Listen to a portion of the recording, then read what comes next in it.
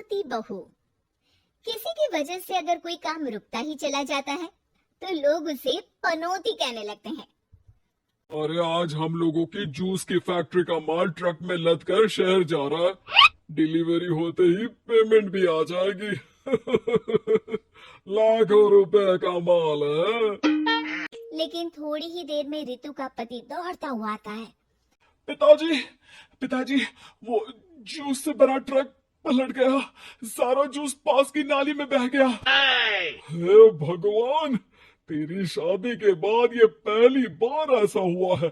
मैं तो बोल ही रहा था कि इस लड़की की कुंडली बनवा लो। देखा, आए दिन नुकसान। बेचारी रितु पर्दे के पीछे से ससुर की बात सुन रही थी, लेकिन करती भी तो क्या, कहती भी तो क्या।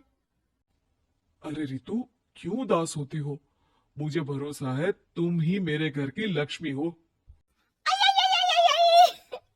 अरे मेरे पैर में चोट लग गई है रितु, जरा चल डॉक्टर को दिखाते हैं। रितु सास के साथ डॉक्टर के घर जा ही रही होती है कि उसका पैर फंस जाता है और वो सास पर गिर जाती है।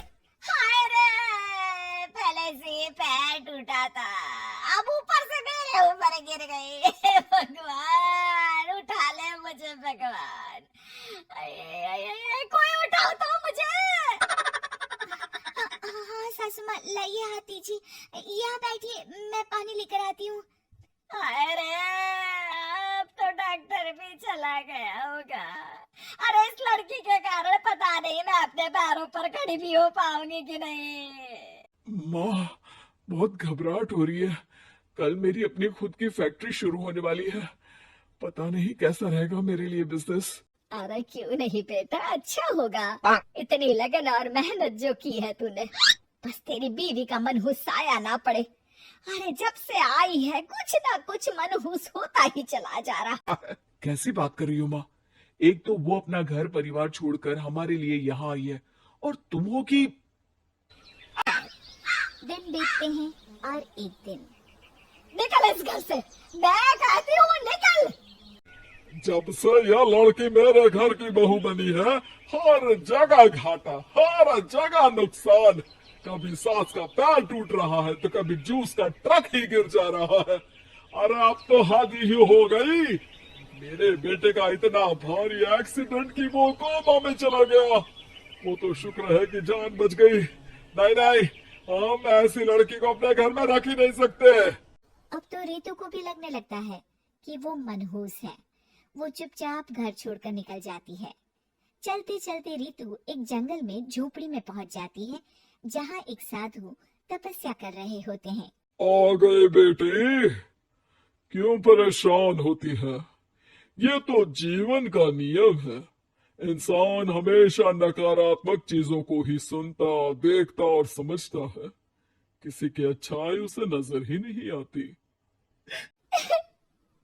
आपने मुझे बेटी कहा है तो शरण भी दे दीजिए बाबा।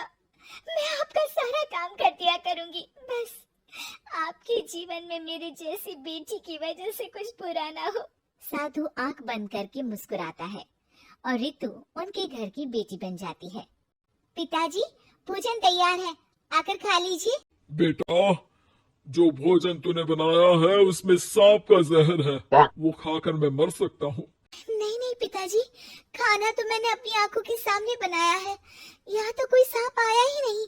ठीक है, फिर ला मैं खा लेता हूँ। साधु खाना खाने जाता ही है कि खाना रितु के हाथ से गिर जाता है और वो खाना बिल्ली खा जाती है। बिल्ली उस खाने को खाती ही मर जाती है। नहीं पिताजी, मैंने खाने में जहर नहीं मिलाया। मुझे इस बात का पता नहीं पिताजी। मैं ये बात जानता हूँ। खाने में जहर का मिलना और इस खाने का गिरना, ये तो पहले से ही तय था। इसमें तुमने कुछ नहीं किया है बेटी। रितु समझ नहीं पाती कि क्या हो रहा है। वो रोने लगती है और साधु को अपनी सारी कहानी सुना देती है कि कैसे उसके ससुराल वालों ने उसे पनौती मान लिया था। साधु मुस्कुराकर कहता है, बेटे, क्या चाहती हो तुम? क्या तुम जीवन भर यहाँ रहना चाहती हो या फिर अपने ससुराल जाना चाहती हो? पिताजी, मैं ससुराल जाना चाहती हूँ क्योंकि वहाँ मेरी जरूरत है। मैं चाहती हूँ कि मेरे ससुराल वाले मुझे पनौती यानी कि मनहूस ना समझे। उन लोगों को पता चले कि मैं उन लोगों का भला ही चाहती हूँ। ठीक है बेटा, ऐसा ही होगा। तो कल मेरे साथ चलना। दोनों अगले दिन रितु के ससुराल जाते हैं, जहाँ साधु के साथ रितु को देखकर सास कहती है, अरे वाह रे करम चली, हम लोगों के घर में तूफान लाकर चैन ना मिला तुझे। जब जादू टोटका करने के लिए ये बाबा बाबा बुलाकर किसी को लेकर आई है। नाना माँ जी, ये तो मेरे धर्म के पिताजी हैं, मुझे ससुराल वापस छोड़ने आए हैं। ये तो बस पिता का धर्म निभा रहे हैं, इन्हें कुछ मत कहिए। वाह जी वाह, 4 महीने बाद आज ही अपने पैरों पर खड़ा हुआ हूँ और ये मनहूस फिर से आ गई। इस बार क्या जान लेके जाएगी? अरे मेरी भी सिर्फ टांग में फ्रैक्चर था, अब ये आ गई है तो पक्का टांग काटनी ही पड़ेगी।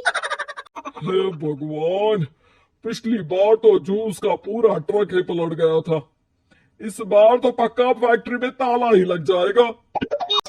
रितु के नए साधु पिता सबकी बात गौर से सुन रहे थे।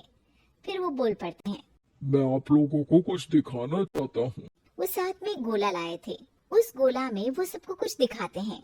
वो दिन दिखाते हैं जब जूस से भरा ट्रक गिरता है। पास के कुछ जानवर उस गिरे जूस को पीते हैं और वही मर जाते हैं। देखो, इस जूस में तुम्हारे फैक्ट्री के मैनेजर ने जहर डाला था।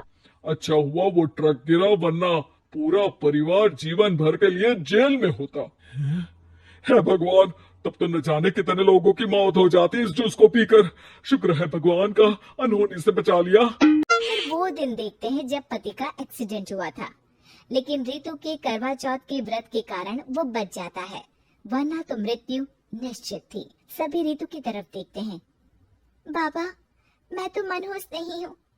शुक्रिया बाबा, मेरे मन में जीवन भर का बोझ रहता कि मैं इन लोगों के दुख का कारण तो नहीं। नहीं नहीं बेटा, मनहूस तो ईश्वर किसी को नहीं बनाता। हर चीज का एक वक्त होता है और जो होना है वो तो होता ही है। मुझे माफ कर दे बहू, तू तो इस घर की लक्ष्मी है, रक्षक भी है। हम लोगों को माफ कर दे बेटा। रितु को ससुराल में छोड़ बाबा वापस चले जाते हैं।